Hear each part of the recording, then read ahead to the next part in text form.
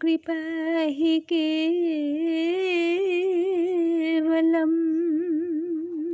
ॐ गुरुकृपा हि केवलम्। ॐ गुरुकृपा हि केवलम्।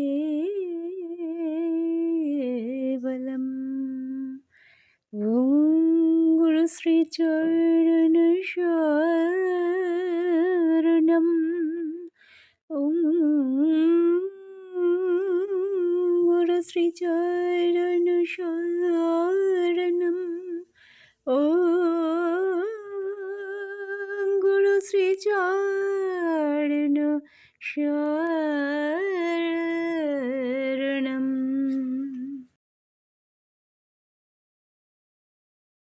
শুরুতেই আমার পরমাধ্য স্রষ্টা বাবা, আমার প্রিয় ঠাকুর বাবার শ্রীচরণে শত সহস্র কোটি প্রণাম জানাই। তৎসহ আমার সকল প্রিয় গুরু ভাই বোনকে সুস্বাগতম আমার ইউটিউব চ্যানেল স্রষ্টার সৃষ্টি দর্পণে, এবং বৈদিক অভিনন্দন রাম ও নারায়ণ রাম জানিয়ে ঠাকুর বাবার অমূল্য অলৌকিক লীলা সম্ভার উপস্থাপিত করার চেষ্টা করছি। রাম ও নারায়ণ রাম। বছর পেরিয়ে গেছে, হাঁটতে শিখেছেন। শিশুকে বসে রাখা কঠিন, নিজের ধারায় তিনি চলতে চান। মায়ের সাথে শিশু গেছেন মেদিনী মণ্ডলে। মা খাইয়ে দাইয়ে শিশুকে বিছানায় শুইয়ে রেখে যান। পরক্ষণেই দেখেন কি উপায়ে যেন শিশু বিছানা থেকে নেমে উঠানে গিয়ে খেলছেন। মা আবার তুলে নিয়ে বিছানায় শুইয়ে দেন। কিন্তু কি আশ্চর্য, নিজে উঠানে পৌঁছাবার আগেই দেখেন শিশু উঠানে খেলছেন। মা আশ্চর্য হয়ে যান। জেঠিমারা প্রমাদ গুনেন, বারবার একই ঘটনা ঘটছে। বিছানায় শুইয়ে দিয়ে ঘর থেকে বেরোতে না বেরোতেই দেখেন শিশু সেই উঠানে। ব্যতিব্যস্ত হয়ে ওঠেন মা জেঠিমা। শিশুকে শান্ত হয়ে শুয়ে থাকতে বলেন। জেঠিমা মনোরমা দেবী বুঝিয়ে দেন শিশুর মাকে, দেখতে তো পাচ্ছিস ও তো সাধারণভাবে হেঁটে আসছে না, অদৃশ্য হয়ে উড়ে আসছে। তা না হলে আমাদের আগে উঠোনে পৌঁছাচ্ছে কি করে? শিশুর মাও এই অদ্ভুত ঘটনা লক্ষ্য করেন, কিন্তু মুখে শুধু বলেন ও সবটাই কেমন অদ্ভুত। বছর দেড়েকের শিশু কি করে যে ইট দিয়ে উঁচু করা খাটের উপর থেকে অনায়াসে নেমে পড়েন দেখবার মতো। আবার জলচৌকি বা চেয়ার টেনে এনে কেমন সুন্দর বিছানায় উঠে পড়েন। একদিন শিশু ঘুমের মধ্যে গড়াতে গড়াতে খাটের শেষ প্রান্তে এসে পৌঁছেছেন। ঘরে তখন জ্যাঠামশাই সুন্দর ঠাকুর বসে বসে পান খাচ্ছেন। হঠাৎ শিশু খাট থেকে পড়ে গেলেন। কিন্তু কি আশ্চর্য, মাটিতে পড়তে তার বেশ কয়েক মিনিট সময় লাগলো।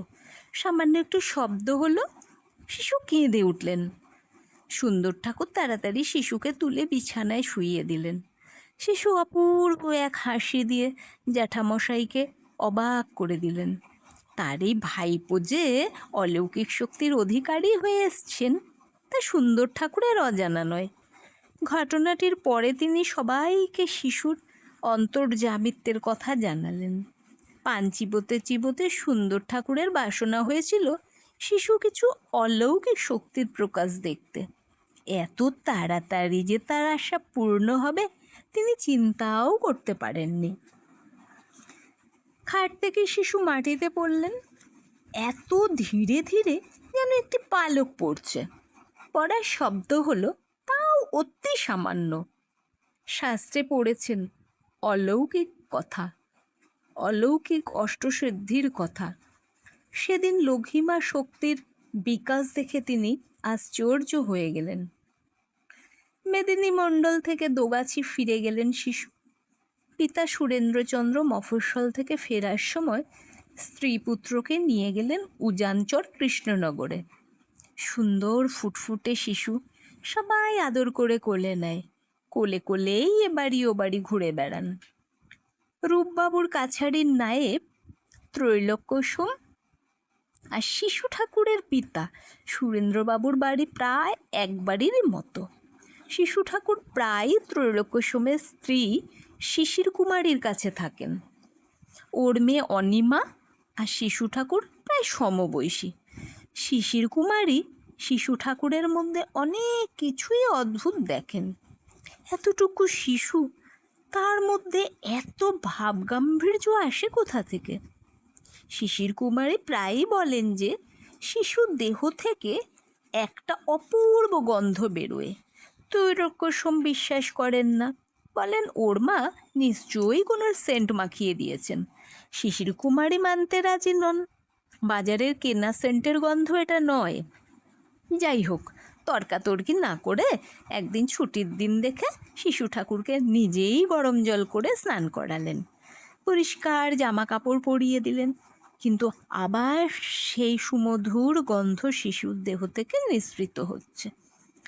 ত্রৈলোক্যসোম সেদিন মনে মনে মেনে নিলেন সেই সুমধুর গন্ধ শিশুর সহজাত। 2 বছরের শিশু যে গভীর ধ্যানে মগ্ন থাকতে পারে তা কল্পনাও করা যায় না। তাই মাতা চারুশীলা যখন ডেকে ডেকে পেতেন না, চারিদিক খোঁজাখুঁজি করেও ছেলের সন্ধান পেতেন না, তিনি বিরক্ত হয়ে উঠতেন। শেষে খুঁজে পেতেন খাটের তলায় ধীর স্থিরভাবে বসে আছেন। মা কিন্তু বুঝতেন না, তাই শিশু ঠাকুর ঘটনার হাত থেকেও রেহাই পাননি। সেবার জন্মাষ্টমীতে মাতা চারুশীলা শিশু ঠাকুরকে নিয়ে এসেছেন ঢাকাতে। ঢাকার জন্মাষ্টমী মিছিল দেখবার মতো। গ্রাম গ্রামান্তর থেকে মানুষ আসেন মিছিল দেখতে। এমন বর্ণাঢ্য মিছিল বাংলাদেশে বিরল। ঢাকার এই মিছিলের তুলনা নেই, তাই দেশ বিদেশ থেকে মানুষ দেখতে আসে বর্ণ সমারোহে পূর্ণ এই বিরাট মিছিল। হরিধ্বনিতে আকাশ বাতাস মুখরিত করে হরিণ নামাঙ্কিত নিশানে নিশানে রাজপথ প্লাবিত করে আসছে মিছিল। বৈদিক বাড়ির মেয়েরাও এসেছেন মিছিল দেখতে। তন্ময় হয়ে দেখছেন বিশাল জনসমুদ্র আর রঙের বাহার। মায়ের সঙ্গে শিশু ঠাকুরও দেখছেন। হঠাৎ একটা রেলিংয়ের ফাঁক দিয়ে শিশু পড়ে গেলেন। মিছিলের কারো কারো এই দুর্ঘটনার দিকে নজর পড়ল। তারা চিৎকার করে উঠল। মাতা চারুশীলা তাকিয়ে দেখেন শিশু পড়ে যাচ্ছেন। দুশ্চিন্তায় তার মন কেঁদে ওঠে। কি করবেন বুঝতে না পেরে কান্নায় ভেঙে পড়েন। অত উঁচু থেকে পড়া মানে নিশ্চিত মৃত্যু। এদিকে শিশু পড়ছেন একটা হালকা পালকের মতো অতি ধীরে ধীরে। সামনে 70 বছরের এক বৃদ্ধ ভদ্রলোক হাত বাড়িয়ে দিলেন। মনে দ্বিধা, ভার সইতে পারবেন কিনা। শিশু এসে ভদ্রলোকের হাতের উপর পড়লেন। তাকিয়ে দেখলেন ভদ্রলোক শিশু খিলখিল করে হাসছে। কোনো ওজনই তিনি অনুভব করলেন না।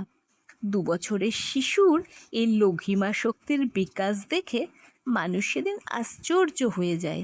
দ্বিগুণ উৎসাহে মিছিল আবার চলতে থাকে।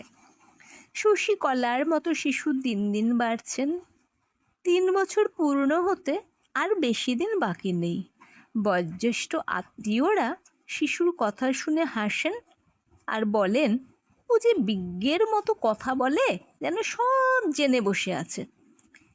নিজের ইচ্ছা মতো শিশু ঘুরে বেড়ান। একবার দেশের বাড়িতে দুপুরবেলা খাওয়া দাওয়া সেরে সবাই একটু বিশ্রাম করছেন। শিশু এই ফাঁকে রান্নাঘরে ঢুকেছেন। দুধের সর খেতে তিনি খুব ভালোবাসেন। ঢুকেই দেখেন উনানের পাশে মস্ত বড় একটা সাপ কুণ্ডুলি পাকিয়ে শুয়ে আছে।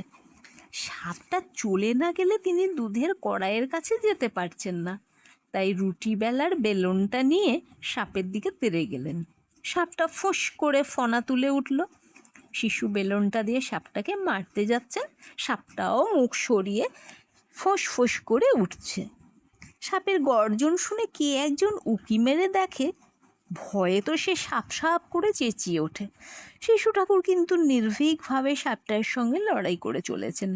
শেষ পর্যন্ত সাপটা ক্লান্ত হয়ে ঘরের নর্দমা দিয়ে বেরিয়ে যেতে বাধ্য হলো। ইতিমধ্যে শিশু ঠাকুরের মা জেঠিমারা এসে পড়েছেন। তারা দেখছেন, কিন্তু এমন একটা অবস্থা যে এগিয়ে গেছে কিছু করতেও পারছেন না। সাপটা পালিয়ে গেলে শিশু ঠাকুরকে কোলে নিয়ে মাতা চারুশীলা ঘরে চলে গেলেন এবং মনে মনে অন্তর্যামীকে কৃতজ্ঞতা জানালেন। শিশুর খেলাও বড় অদ্ভুত। কৃষ্ণনগরে কাছিম নিয়ে খেলার কথাই ধরা যাক। বিনয় সোম কোথায় যাচ্ছিল, উঠোনে দাঁড়িয়ে দাঁড়িয়ে কিছুক্ষণ শিশুর খেলা দেখতে লাগলো। গতকাল বাজার থেকে যে কাছিমগুলো কিনে এনেছে, শিশু সেগুলো এক এক করে লেজ আর চারা ধরে উল্টে দিচ্ছেন। শিশুর কাছিমগুলোকে উল্টে দেবার কায়দা বিনয়ের বেশ ভালো লাগছিল, তাই সে দাঁড়িয়ে দাঁড়িয়ে দেখছিল। হঠাৎ একটা কাছিম উল্টাতে গিয়ে লেজ না ধরে ভুল করে সুর ধরতে গেছেন, আর সঙ্গে সঙ্গে কাছিমটা শিশুর হাত কামড়ে ধরেছে। কাছিমের কামড় সাংঘাতিক। অক্ষত অবস্থায় বেরিয়ে আসা প্রায় অসম্ভব। গেল গেল বলে বিনয় সুখ চিৎকার করে ওঠে। শিশু কিন্তু নির্বিকারভাবে রাগ করে কাছিমটাকে বলে, ছাড়লি না, ছাড়লি না, না ছাড়লে মজা দেখিয়ে দেব। বিনয়ের চিৎকার শুনে সবাই ছুটে এসেছে, কিন্তু ততক্ষণে কাছিমটা শিশুর হাত ছেড়ে দিয়েছে। সবচেয়ে আশ্চর্য হচ্ছে যে শিশুর হাতে কোনো ক্ষতচিহ্ন নেই। কাছিমটা যেভাবে কামড়ে ধরেছিল তা বোঝাই যাচ্ছে না। বয়স 3 বছর হলে কি হবে, শিশু স্বাধীনভাবে চলাফেরা করেন।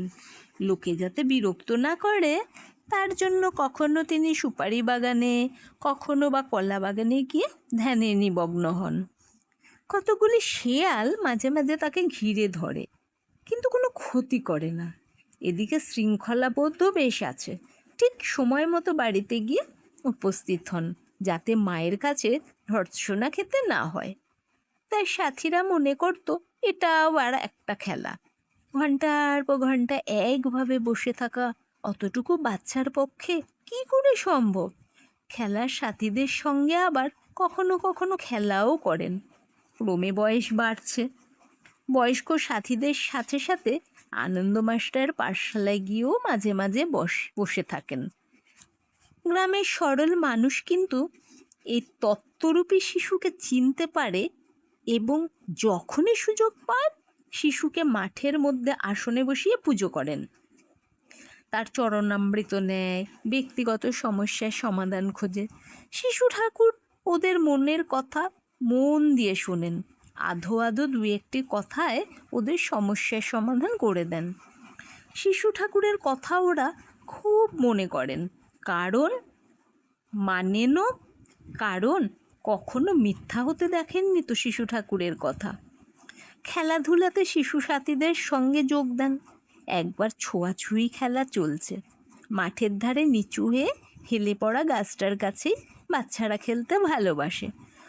সবাই গাছে উঠে লাফ দিয়ে ধুপ করে পড়ে। শিশু ঠাকুরও লাফ দিলেন, কিন্তু তার মাটিতে পৌঁছতে লাগে 5-10 মিনিট।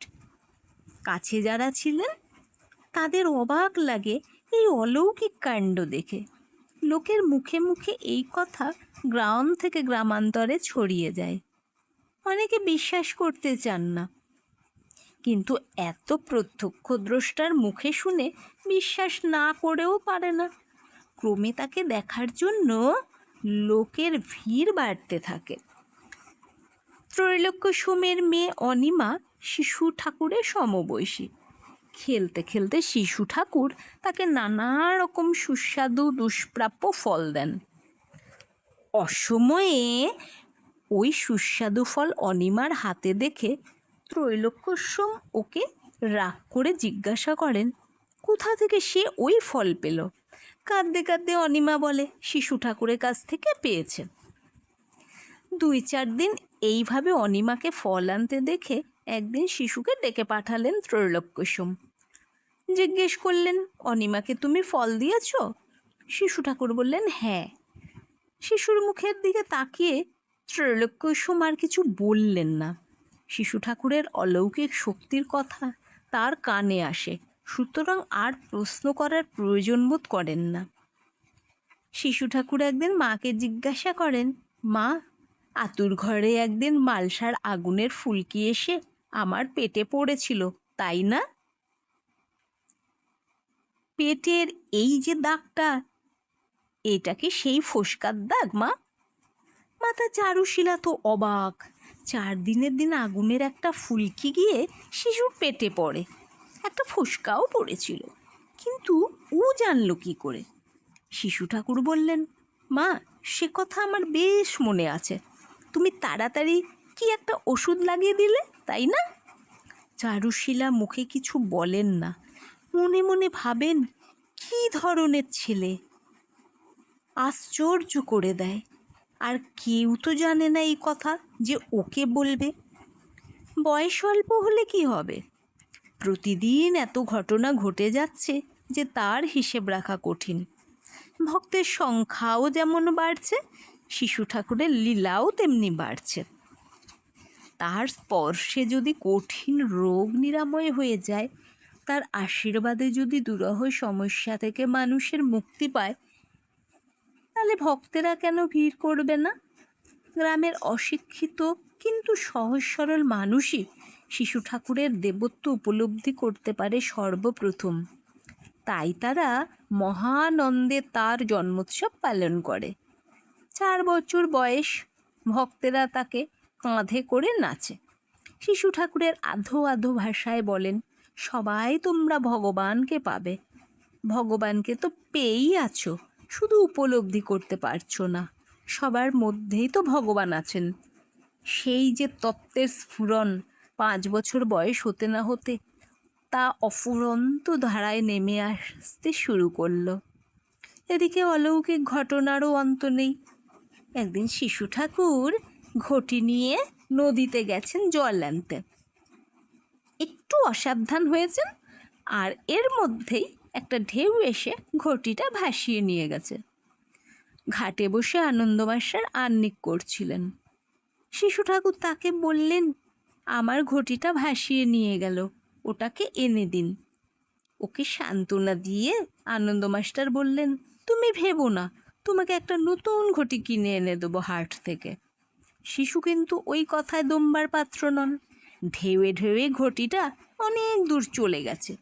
শিশু ঠাকুর জলের উপর দিয়ে এক দৌড় দিয়ে ঘটিটাকে ধরলেন, তারপর সাবলীল গতিতে জলের উপর দিয়ে হেঁটে চলে এলেন। আনন্দ মাস্টার দেখে তো অবাক, এ কি করে সম্ভব?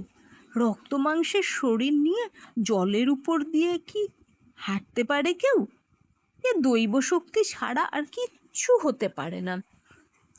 গ্রামের লোক যখন কোনো বিপদে পড়ে বাচ্চা গোসাইয়ের শরণাপন্ন হয়, ঠিক তেমনি সেবার ভীষণ খরা চলছে।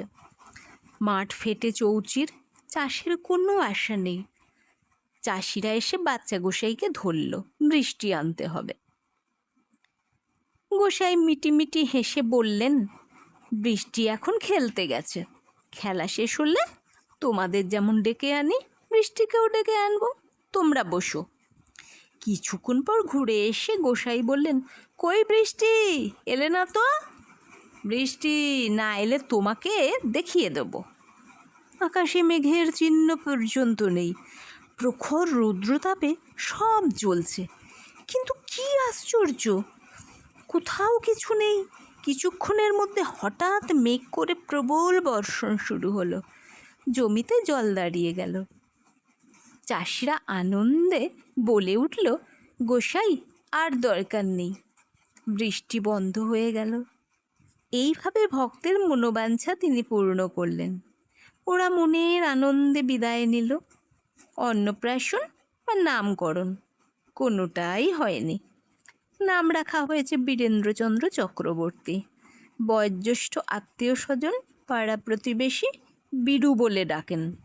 ভক্তেরা নাম ধরে ডাকতে চান না, তাই বাচ্চা ঠাকুর, বাচ্চা গোসাই, বালক ঠাকুর, বালক গোসাই, যার যে নামে খুশি ডাকে। শিশু ঠাকুর তিতাসের পাড়ের মাঠটায় প্রায় গিয়ে বসতেন ভক্ত পরিবৃত হয়ে। সেদিনও মাঠে বসে আছেন, হঠাৎ বলে উঠলেন, এই রে ডুবলো। সবাই আশ্চর্য জিজ্ঞাসা করলো, কি ডুবলো? উত্তর এলো, মেঘনা নদীতে হঠাৎ একটা নৌকা ডুবে গেছে, ওটাতে লালমোহন আর কেষ্টা আছে। হাতটা সামনে বাড়িয়ে পর মুহূর্তেই বলে উঠলেন, এই তো দেখ, ওদের বাঁচিয়ে রেখেছি। দুদিন পরে লালমোহন আর কেষ্ট নিশ্চিত মৃত্যুর হাত থেকে রক্ষা পেয়ে এসে বলল যে তারা অতল জলে তলিয়ে যাচ্ছিল, কিন্তু কিভাবে যে বেঁচে গেল বুঝতেও পারল না। আজ এই পর্যন্ত। তোমরা সকলে ভালো থেকো। রাম নারায়ণ রাম। আর তোমাদের কাছে আমার একটা বিনম্র নিবেদন, তোমরা আমার এই ঠাকুর বাবার স্রষ্টার সৃষ্টি দর্পণ চ্যানেলটাকে একটু সাবস্ক্রাইব করে দিও, লাইক শেয়ার কমেন্ট করো, তাতে আমার উৎসাহটা বাড়বে। আর আমি তো ঠাকুর বাবার কাজ করার জন্য ভীষণ ব্যস্ত হয়ে গেছিলাম, তো ঠাকুর বাবার আশীর্বাদে যখন আমি কাজটা পেলাম, ঠাকুর বাবারই সব আশীর্বাদ, তো আমি চাই ঠাকুর বাবার এই অলৌকিক লীলা সম্ভার শিশুবেলার সবার কাছে পৌঁছে যাক। তাই তোমরা যতটা পারো শেয়ার করে দিও, ঠিক আছে? আবার দেখা হবে পরবর্তী ভিডিওতে। ঠাকুরের সমস্ত শিশুবেলার, ছোটোবেলার, শৈশবকালের লীলা সম্ভার নিয়ে তোমাদের সামনে আসবো। সকলে সুস্থ থেকো, ভালো থেকো। রাম নারায়ণ রাম। রাম নারায়ণ রাম।